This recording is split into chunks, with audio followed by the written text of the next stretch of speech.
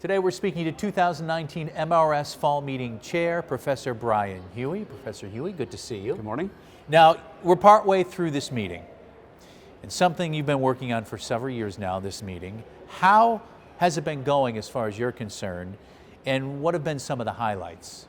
We began with a blizzard, so that was very exciting. Was that a highlight or a low light? Well, I think really there is a highlight connected to that. I think it forced people to stay in-house. I think we've actually seen more interactions amongst the attendees because it's hard to walk outside. We had you have a captive audience. I didn't want to say it that way. But I think the real focus here is the content. Yeah.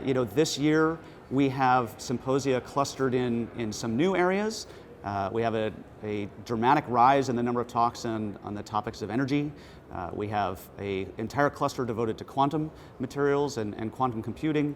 We've combined, I think, for the first time, characterization and data science. So those are things that are very naturally going together in industry and in academia, and so it made sense for us to co-locate those talks as best as we could so that those audiences that are otherwise often not talking to each other actually are interacting with each other directly. It's springboarding off those topics you mentioned. There have been particularly strong schedules of broader impact events at this meeting. Are there particular broader impact events that stand out in your mind? Absolutely. Well, the meeting is full of broader impact opportunities for students, for faculty, for other researchers in industry and academia elsewhere.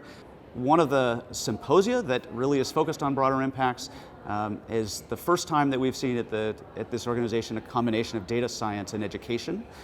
Increasingly in the US and abroad, there are departments that are focusing on this, not just with classes, but entire programs or even degrees in that topic of data science.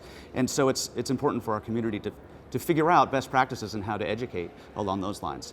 But we also have, for the first time, a program for future faculty members. Future faculty members are interacting very directly with departments that are hiring. So that's a new experiment, and we'll see how that goes. But that seems like a very promising opportunity for those who are working towards that next step in their career.